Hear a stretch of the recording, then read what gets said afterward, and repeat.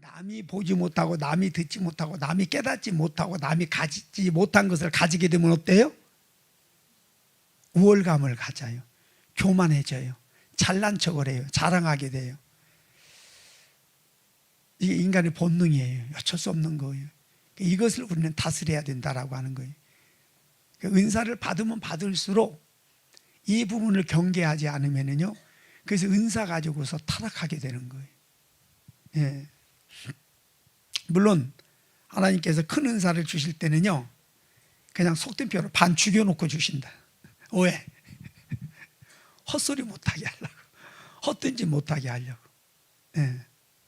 그래서 하나님 의지하지 않으면은, 조금이라도 헛된 짓 하면은 그것 때문에 내가 죽을 수 있다라고 하는 그런 인식까지 심어주시고, 그래서 철저하게 하나님 두려워하게 만들어서 은사 주신다는 거예요.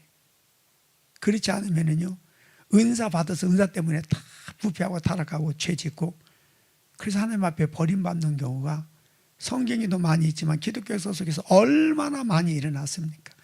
대표적인 애가 우리나라 박대선이 문선명이잖아요. 지금도 이단들 은사가 없는 사람들이 아니에요.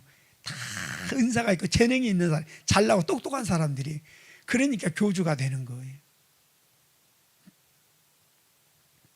우리 같은 경우도 정말 하나님 없어도 살 수 있을 정도로 어떤 건강이 있고 재능이 있고 재물이 있고 그렇다고 한다면, 그런 은사 주시지도 않았을 뿐만 아니라 또 그런 은사를 받아서 엉뚱한 짓 하고 있겠지요. 예. 은사라고 하는 것은 첫째는 우리 영적인 변화와 성장과 성숙을 이루기 위한 것이고, 또 하나님을 섬기도록 하기 위해서 주신 것이다. 이 부분 기본적으로 이해하시기 바랍니다.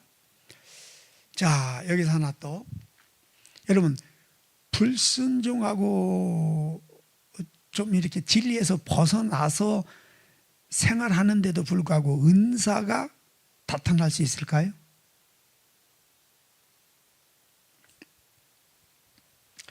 자, 민수기 20장을 한번 보실까요? 민수기 20장 1절부터 한번 보실까요? 시간상 다 보지 말고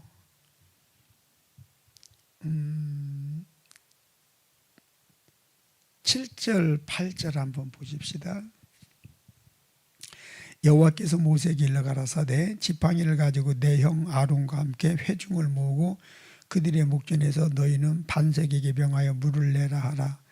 내가 그 반석으로 물을 내게 하여 회중과 그들의 짐승에게 마시울지니라. 모세가 그 명령대로 여호와 앞에서 지팡이를 취하니라. 모세와 아론이 총회를 그 반석 앞에 모으고 모세가 그들에게 이르되 패역한 너희여 들으라. 우리가 너희를 위하여 이 반석에서 물을 내려 하고 그 손을 들어 그 지팡이로 반석을 2번 치매 물이 많이 솟아나오므로 회중과 그들의 짐승이 마시니라. 자, 지금 이 물을 내기 전에 모세와 지금 백성들 간에 어떤 일이 있었어요? 힘이 다투고 싸웠어요. 지금 마음이 힘이 상한 상태예요. 근데 하나님께서 뭐라고 말씀하세요? 하나님 뭐라고 말씀하셨나요? 모세에게 어떻게 하라고 그랬어요? 네, 그래요. 반석을 명하여 물을 내라 그랬어요. 근데 모세가 어떻게 했어요? 반석을 2번을 쾅쾅 치면서 뭐라고 말하죠? 이 패역한 새끼들아, 우리가 너희를 위하여 이 반석에서 물을 내랴. 그럼 여기서 우리는 누구예요? 모세와 아론이죠. 그런데 모세와 아론이 반석을 쳐서 물을 낼 수 있어요, 없어요? 그럼 여기서 우리와 그러면 여기에 지금 누구를 개입시킨 거예요? 하나님 개입시킨 거예요. 지금 모세가 이런 말을 할 군번인가요? 그런 이런 군번이 아니란 말이에요. 이 말은 모세가 지금 하나님의 진리를 떠난 거예요. 불순종한 거예요. 자, 그러면은 어떻게 해야 돼요? 반석에서 물이 나왔어야 돼요? 안 나왔어야 돼요? 물이 안 나왔어야 돼요. 그럼 이제 모세가 하나님 왜 물이 안 나옵니까? 그러면 이제 뭐라고 말씀하세요? 여호수아처럼 너희 중에 아간이 있다. 네가 아간이다. 내가 왜 아간입니까?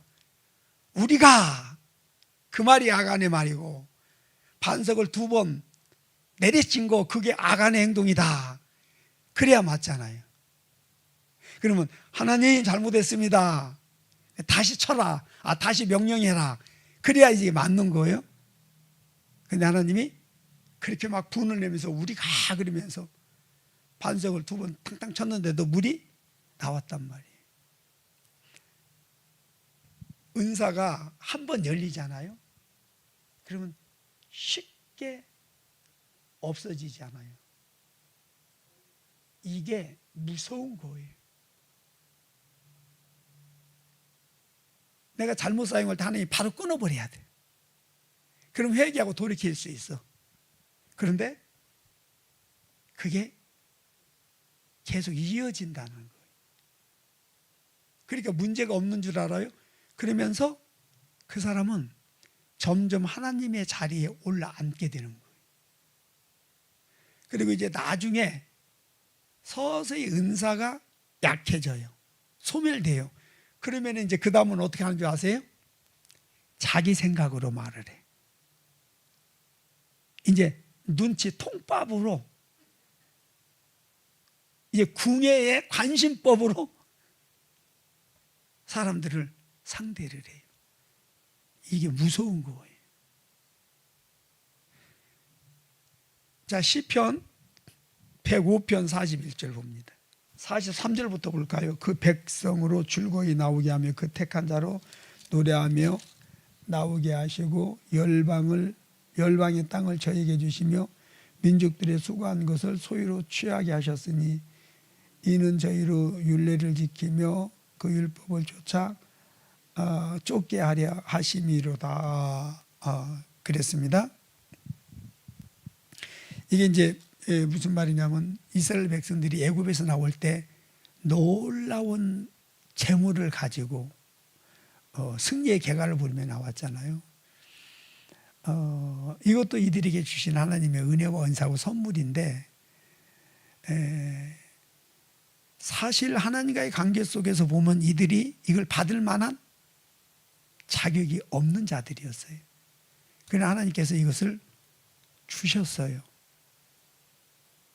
그리고 이제 이것을 통해서 하나님께서 이들에게 가르치고자 하시는 것이 있었고 또 이들이 가지고 나온 이것들을 통해서 광야에서 뭘 만들고자 하셨어요? 성막을.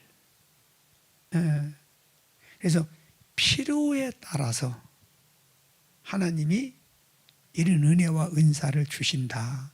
그러니까 내가 잘나서가 아니다. 그리고 또 이런 은사가 이렇게 한번 열리고 또 하나님께서 우리를 통해서 뭔가를 하시고자 작정하시고 어떤 일을 행하시게 되면은요, 그 일 가운데서 하나님의 은혜가 지속적으로 불신앙하고 불순종하는 데도 주어질 수 있다는 거예요. 그러나 반드시 언젠가는 그 은사는 저주로 바뀌고 그는 하나님 앞에 버림받을 수 있다라고 하는 거예요.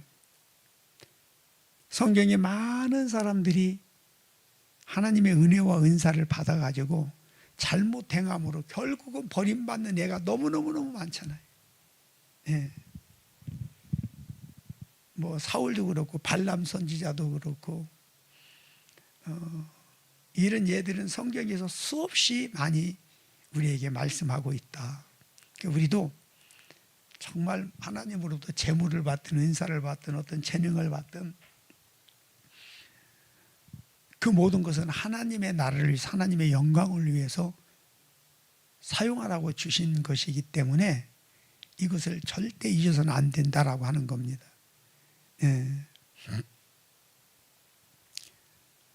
또 이제 성경에 보면은 이런 은사와 재능, 재물을 욕망적으로 사용하다가 버림받은 사람들에 대한 이야기가 많이 기록이 되어 있습니다. 뭐 엘리사의 종 게하시가 그런 케이스였고요. 특히 이제 마태복음 7장 23절에 보면은 주여 우리가 주의 이름으로 귀신을 쫓아내고 병을 고치고 기사와 이적을 행하며 선자 노릇하지 아니하나이까. 내가 권사로서 장로로서 목사로서 교회에서 하나님 나라를 위해서 얼마나 수고하고 헌신하고 충성했습니까? 그런데 예수님 뭐라고 말씀하세요? 이 불법을 행하는 자들아 내가 너희를 도무지 알지 못한다. 네. 불법이라고 하는 것은 하나님의 진리를 벗어나서 행한 모든 행위들. 예. 그 다음에 이제 9번째, 두 종류의 치유가 있는데요. 하나는 영성적인 치유가 있습니다. 영성적인 치유라고 하는 건 뭐냐면은 병의 근본 원인을 찾아서 병의 근본 원인을 제거하는 겁니다. 그런가 하면은 은사적 치유가 있는데요. 은사적 치유라고 하는 것은 병의 근본 원인은 해결하지 않고 나타나는 현상만 고치는 치유라고 할 수가 있습니다. 따라서 이 영성적 치유와 은사적 치유는 방식도 다르고 접근 방법이 다르다. 그런데 여기서 이제 하나, 영성적 치유는 시간이 걸린다. 그러나 은사적 치유는요, 시간이 안 걸리고 곧바로 순간적으로 치유가 될 수가 있어요. 근데 이제 나중에 보면은 문제가 뭐예요?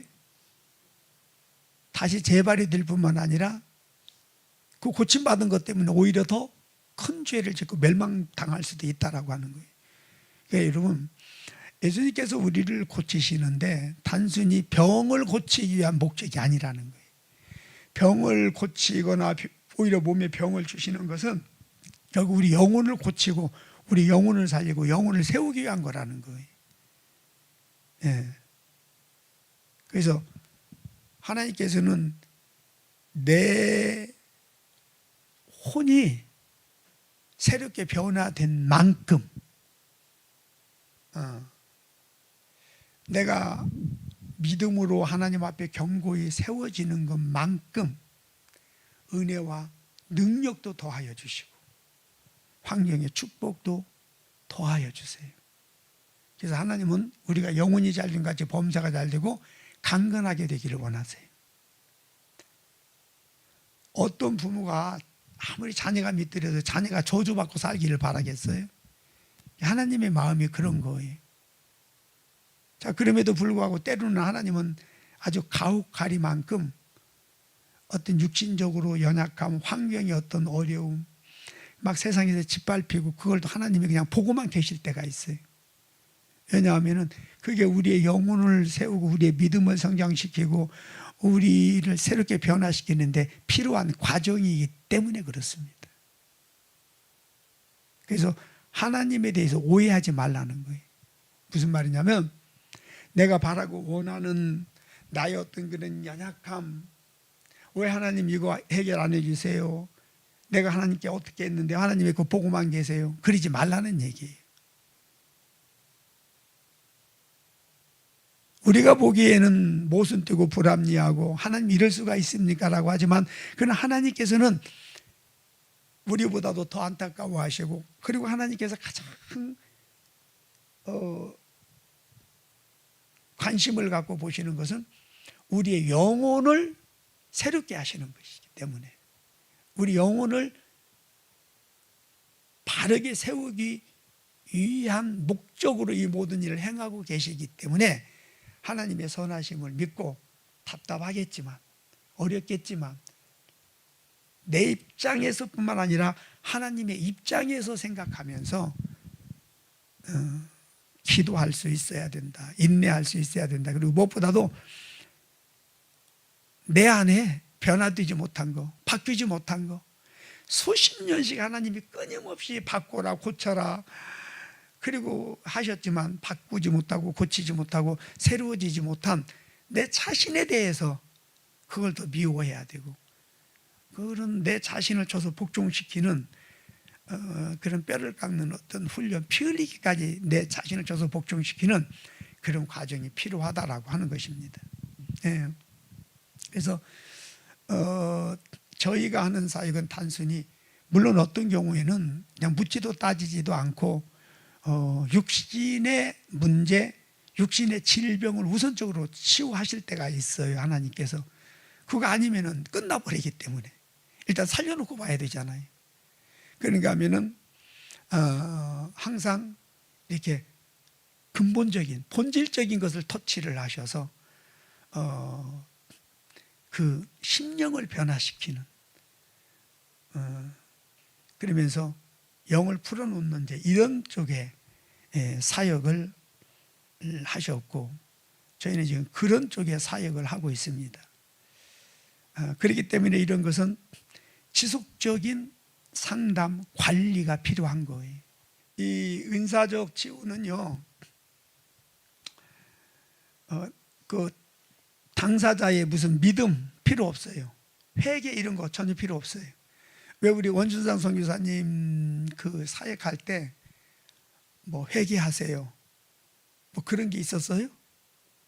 뭐 당연히 믿음 뭐 그런 이야기 있었어요? 그냥 없어요. 그냥 치유했어요. 그렇죠? 그런데 나중에 보면은 다시 되돌이가 되는 이제 이런 경우들이 있잖아요. 근본적인 치유가 안 됐기 때문입니다. 근본적인 치유라고 하는 것은 반드시 내가 내 죄를 회개해야 되고, 내 믿음의 분량을 확인해야 되고, 하나님의 뜻이 무엇인지를 알아야 되고, 그래서 시간이 걸리는 거예요. 하나님께서 원하시는 치유 사역은 그런 것이다라고 하는 거예요. 그래서 회개하고 돌이키고 하나님의 말씀대로 사는 삶을 살게 하기 위해서 하신다라고 하는 것이지요.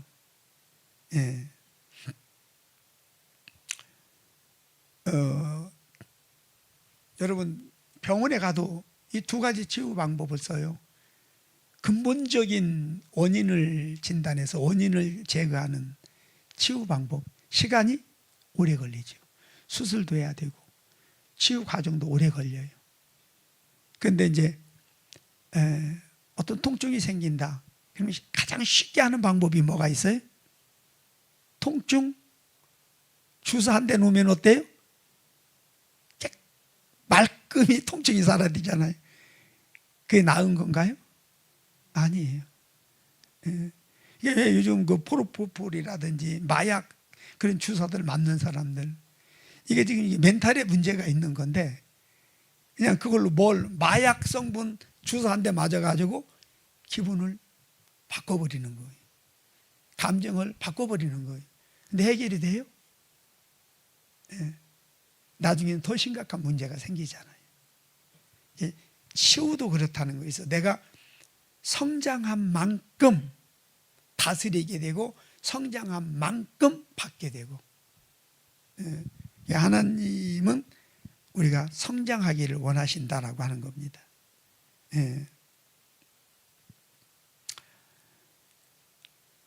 자, 그 다음에 은사의 다양성.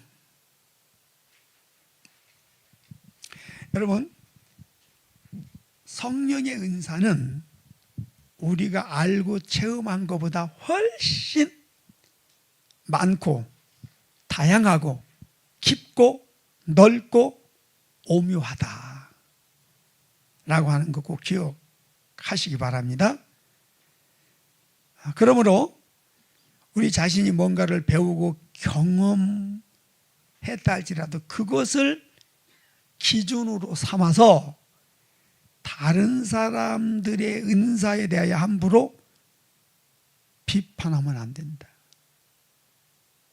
뭔가 옳고 그름을 이야기해서는 안 된다라고 하는 거예요.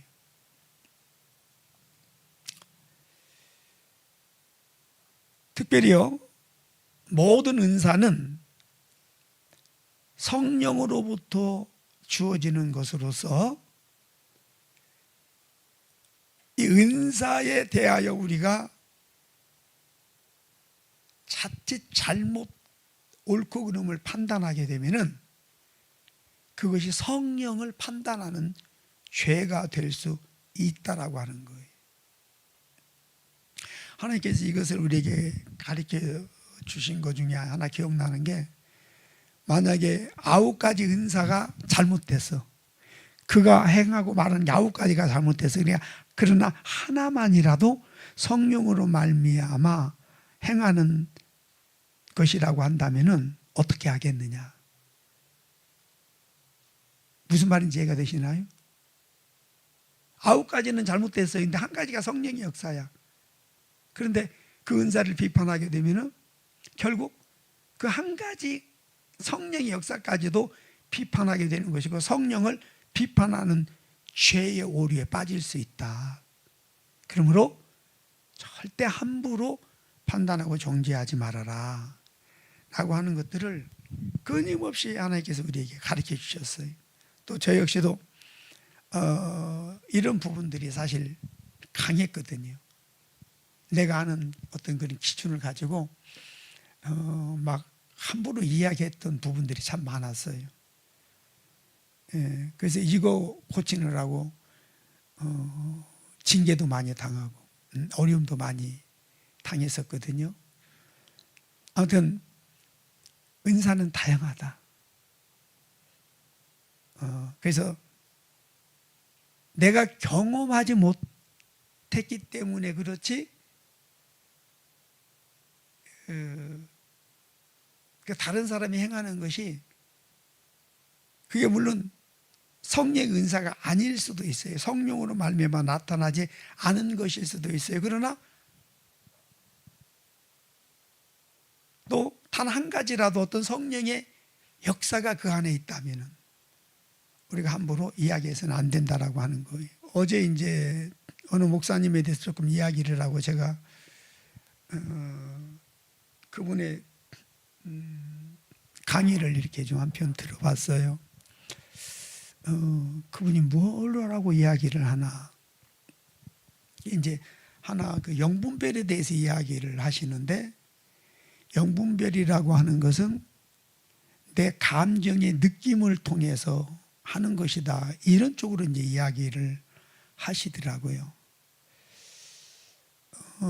여러분 어떻게 생각하세요? 영분별을 어떻게 한다고 생각하세요?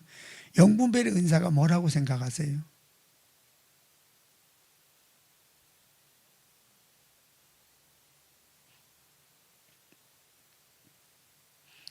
내가 누구하고 대화를 하는데 내 감정이 좋다, 내 감정이 나쁘다, 뭐 기분이 좋다 나쁘다 그런 걸 통해서 상대방의 영을 분별할 수 있다. 뭐 어떤 그런 쪽의 그 은사적인 부분을 말씀을 많이 하시더라고요. 본인이 20년 동안 그런 은사 사역을 했고 막 말씀을 하시는데, 여러분 영분별이라고 하는 것은 내 감정으로 하는 게 아니에요. 내 오감, 내 느낌으로 하는 게 아니라니까요. 그건 초월적인 성령의 영역이에요. 그래서 내가 누구하고 대화를 하고 누구의 얼굴을 이렇게 들여다 봤더니 저 얼굴이 좀 기분 나쁜 얼굴이야. 뭔가 숨기고 있는 것 같아. 그래서 영분별이 되는 게 아니라 그냥 딱 보는 순간, 듣는 순간 이게 진리다 아니다, 진리를 말한다 할지라도 이게 깊이가 어느 정도다, 이게 그냥 성령으로 은사로 분별이 되는 거예요. 그러니까 성령의 은사로 분별이 되는 건 내 감정 느낌으로 되는 게 아니라니까요. 누구하고 대화를 해보고 누구의 말을 들어보고 이런 거구나 하고 영이 분별되는 게 아니라 딱 듣는 순간 내 감정이 아니에요. 내 지식이 아니에요. 그래서 성령의 은사로. 그래서 영은 영으로만 분별한다. 그 말이 무슨 말인지 아세요? 지금 드리는 말이에요. 하나님의 말씀으로, 하나님의 말씀을 많이 알게 되면은 하나님의 말씀이 아닌 것을 들을 때 어때요? 바로 분별이 되는 거예요. 또 내 영이 성령으로 충만하게 되면은 성령이 아닌 어떤 영으로 말하는 것은 어때요? 바로 분별이 되는 거예요. 예. 그렇지만 그렇다고 해서 그분이 잘못된 것이다라고 말하면 돼요, 안 돼? 안 돼요. 왜 그런 줄 아세요? 그건 그분의 수준의 문제예요. 물론 그러면서 자기 경험을 막 이야기를 하는데 위험한 부분들이 있어요. 그런 이야기를 계속 듣는 분들이 잘못 판단할 수 있는 부분, 위험한 부분들이 있어요. 그러나 그것은 그분의 수준이고 거기에서 또 배워야 되는 사람들은 그 수준에 맞기 때문에 배우는 거예요. 그럼 이제 여러분들 같은 경우에 이제 이 성령과 은사에 대해서 이제 몇 개월 말씀을 듣다 보면은 이제 영분별의 은사가 뭔지 확실히 알게 되고 실제로 영분별의 은사를 받게 되면은 어디 가서 무슨 이야기를 듣든지 간에 분별이 될까요, 안 될까요? 분별이 돼요. 그러면 그런 데 가서 그런 이야기를 들을까요, 안 들을까요? 안 듣는 거예요.